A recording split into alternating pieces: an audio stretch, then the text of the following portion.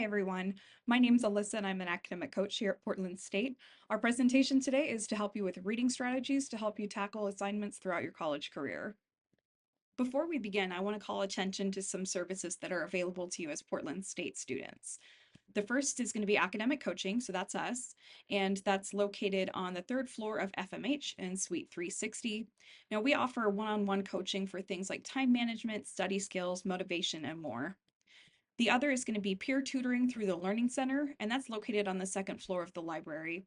And that's going to be mostly tutoring for STEM classes, lower division math, chemistry, physics, and statistics, just to name a few. And both of these services are available to you in person or via Zoom. So let's take a moment to think. Why is it that your instructors may be assigning reading outside of class? There's a few reasons why students read in college. It's partly just a part of the learning process. It's how you can prepare for class and then also participate in class discussions. You may also have reading assigned to introduce new material, strengthen your understanding of what you've already learned in that class or beyond, and then also to give more detail to what you've learned in class. And there's a lot of evidence that there's a positive correlation between academic success and a student's reading habits. If we're talking about learning, there are kind of two main types of learning, passive learning and active learning. Passive learning is going to be mostly input focused, and that's how you're going to build familiarity with material. A lot of this is going to be either listening or reading or watching. So, listening to lecture, reading the textbook, watching a YouTube video, reading things that you have handed out in class. Active learning is the part where you're focused on output. So the emphasis here is on engagement. So this may involve talking to other people, to your peers, to your professors, to your TAs. It could be putting content into your own words, creating visuals like maps and diagrams, and even quizzing yourself or taking practice tests. Now, in an ideal situation, you're going to have both of these. We find that students sometimes focus too much on the passive learning without incorporating those active components. So we want to think of passive learning as more of the gateway to active learning. The way we want to approach reading is going to be partly through mindset. The idea is that you can read it so you not only know the material, but you can apply it. This is going to involve some preparation so you can read with purpose and get the most out of your time, to focus on ways to engage with the material in as many ways as possible, and then developing your own strategy, not only for reading the material, but how to review it at a later date. So one of the examples that we like to bring in, a nice visual, is called the typical forgetting curve for new information. So here on our x-axis, we've got time in days, and in our y-axis, we have retention. So how much of the material you keep with you. We can think of the moment that we learn something that we're at 100% retention. We're in the moment and we remember. But the problem is that as time goes on, because our brains have a lot of things to think of as students, that remembering is going to decrease with time. If you were to just learn something and then not revisit it, you can think of by about 3 days, you've lost almost 40% of it. But the good news is that you can interrupt this forgetting very purposefully so you retain material better. So having ways to review material will help it so you forget slower over time. So let's get started. We want to start by thinking about how you're going to do your reading. And that's going to start with, where is your reading? Do you need a physical copy or do you need a digital copy? And where are your notes going to go? You also want to think about your environment. We want to think time of day. Is it going to be something you can fit in between tasks? What's the noise level like in your environment? You also want to think about how long you need to read at any given time. Are you more of a go, go, go kind of a hummingbird reader, or do you prefer the kind of cat method where you take breaks in between reading chunks? And then lastly, how much time do you need? So estimate the amount of time that it's going to take for you to finish your task and then adapt as needed.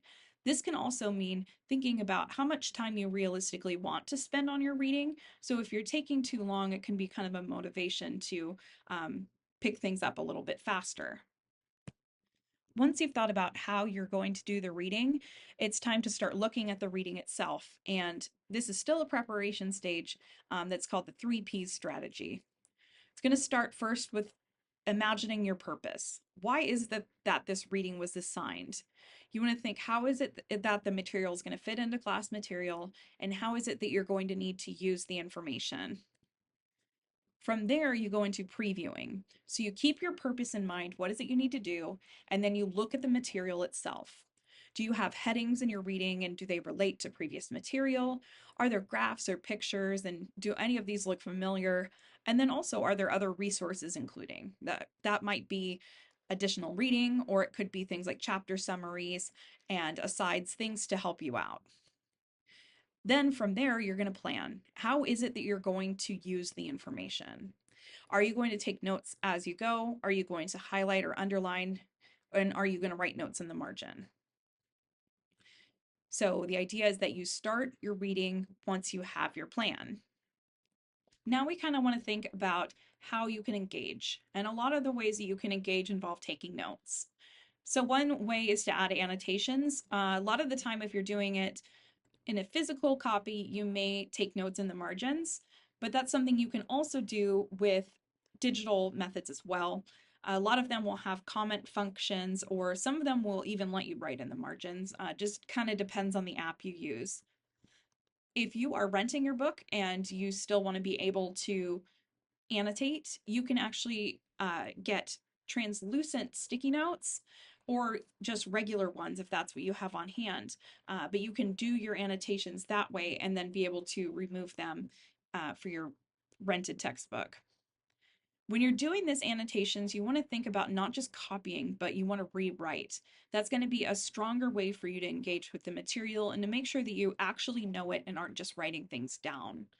Another thing you can do is add in visual components. A lot of the time, this can mean drawing in diagrams or incorporating any sorts of visual indicators, doodling, drawing, circling things, add in colors, whatever seems like it's going to be helpful for you. And we do want to point out that highlighting is great, but overdoing it can sidestep the entire point of highlighting. So you'll get lost because you have too much highlighted and then you can't get those main points. So this image that's in the screen here might be a little too much highlighting.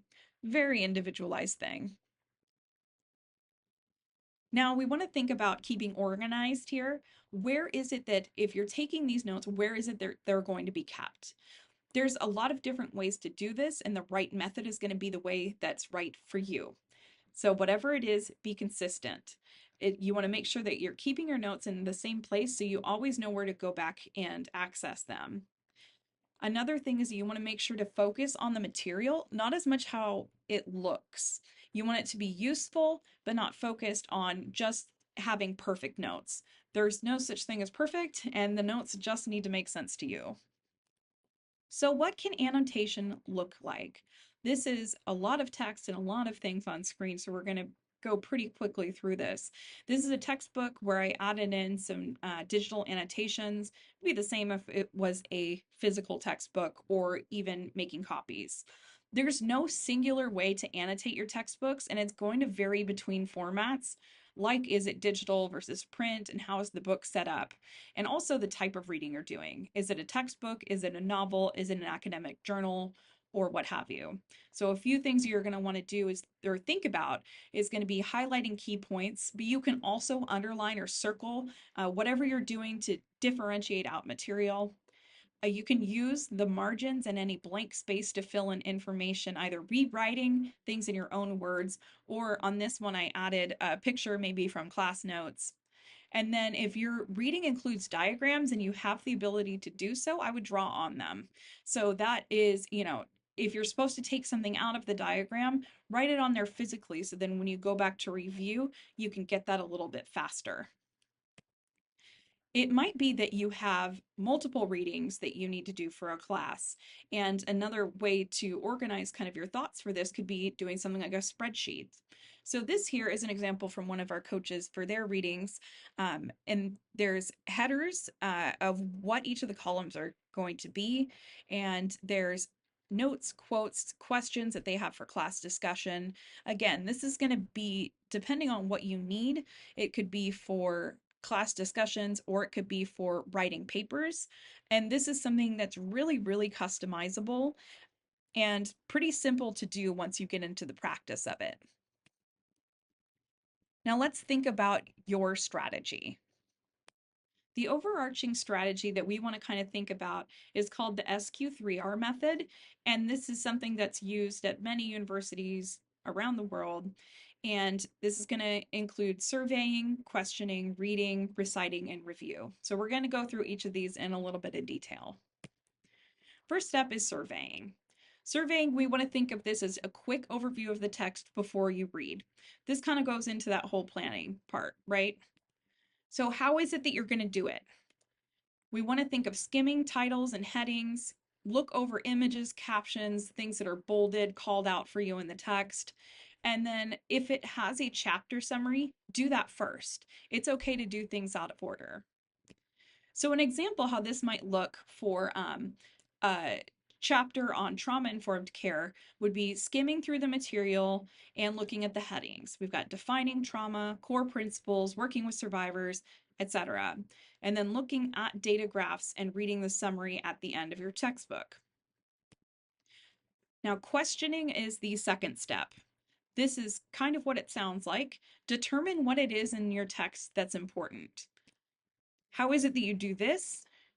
It could be that you're taking headings and subheadings from your reading and turning it into questions, and then asking yourself, what is it that I want to learn from this section? And then also, if it applies, the kind of what, who, why, and how of the material you're reading. Bringing this back to our same example from the first slide is you might take the heading, core principles, and turn that into what are the main principles of trauma-informed care? Now on to the main event, reading. And that's exactly what it sounds like. We want to think about reading it actively to engage with your text. So what we've talked about in this presentation up to this point. Now, what is that going to look like? That could involve looking to answers for the questions that you asked yourself, chunking out the reading. So seeing, can I do this in smaller sections? Thinking about highlighting key points in the material and annotating things as you go. So what does this look like? It could be as you read about trauma-informed approaches, you highlight safety, trustworthiness, and collaboration, which is what answers your question on the previous slide about core principles. Then we want to think about recitation, reciting. This is going to be taking what you just learned and putting it in your own words. This is going from that passive into the engagement. How do you do it? It could be you go through a section and you stop and you summarize.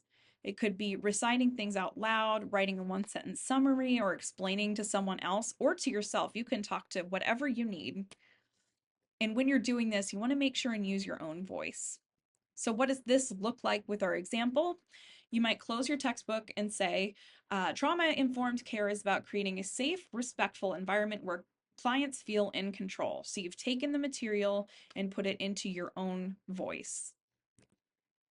Now, lastly, we want to think about the review process. So that's to check for your understanding of the material and then figure out how to lock it in. Some of the ways you can do this is going to be reviewing your notes and your summaries within about 24 hours and doing this consistently. It could be that you're also quizzing yourself on your questions that you came up with earlier in the process.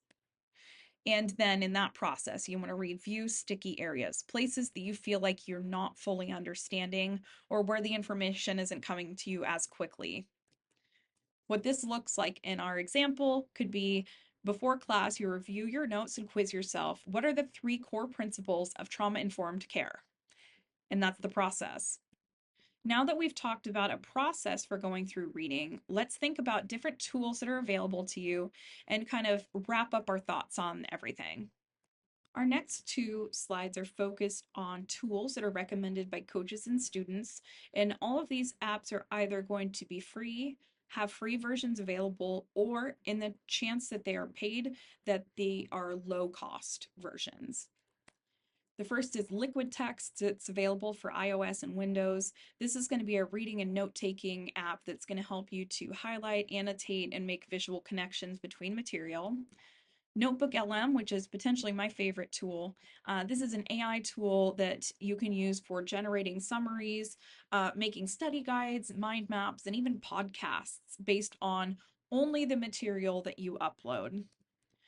Natural Reader is another great one. This is a web app. It's an app for Apple and for Android. It's a text to speech program that can read PDFs and even some web pages. And this is something that if you have accommodations through the DRC, that you may actually be able to get the free version, the paid version for free. There is a free version, but it tends to be a little bit more robotic. It definitely works in a pinch though. Calibre is something that works for most devices, and this is going to be like an open source ebook management software. And then Zotero. This is a citation management program. There's a desktop app that's available for most operating systems and their web browser extensions. This is going to be if you have a lot of academic articles to read, that's going to help you manage all of those different citations, and you can even upload the correct citation method for it so it formats your citations in the right format. And this is a great one that PSU actually has workshops through the library that will help you with Zotero. These next ones are going to be specifically for note taking. The first one is Microsoft OneNote. You're able to get this on most devices, and there's a free version with an account. Just note it can't be with your Portland State email account, but you can make a free Outlook account. So it's confusing for no reason.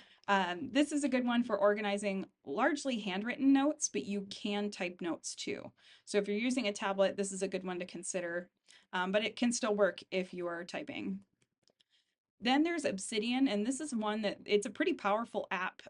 They call it a knowledge management app. And this is good for organizing class notes, research, ideas, and things using linked files. And it's very, very personalizable.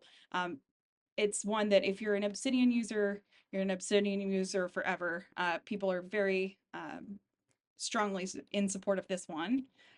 Notion is one that I find that a lot of students have heard or have potentially used. This is available for most devices, and this is really good for managing your notes and your assignments and things. There are collaborative functions too. Then there's Notability, and this is one that's specifically for Apple. So largely I see students using these on iPads, and this is just another way to organize your notes, and you can also integrate audio notes too, so you can have a recording with it. And then Nebo is one that's pretty new to me. This has got a $10 one-time purchase, and this is for tablet devices, but it's really helpful for students who are handwriting like math notes and things where you can have it change handwritten notes into math calculations. So definitely one to check out if you use a tablet and you're taking math classes. The last thing I want to say is that all of this presentation, these are all tools and they are meant to be adapted. They are tools, not rules. So if you can see yourself using one of these strategies or one of these tools in a different way, do that. Work with your brain. And then lastly, you want to aim for progress and not perfection. Perfection isn't real, but progress is. Moving forward, if you want to chat with somebody about any of these kind of things we've talked about in this presentation, or you want to meet one-on-one with an academic coach, we would love to see you. There's a QR code here on how to make an appointment and also a survey if you choose to fill it out. Thank you.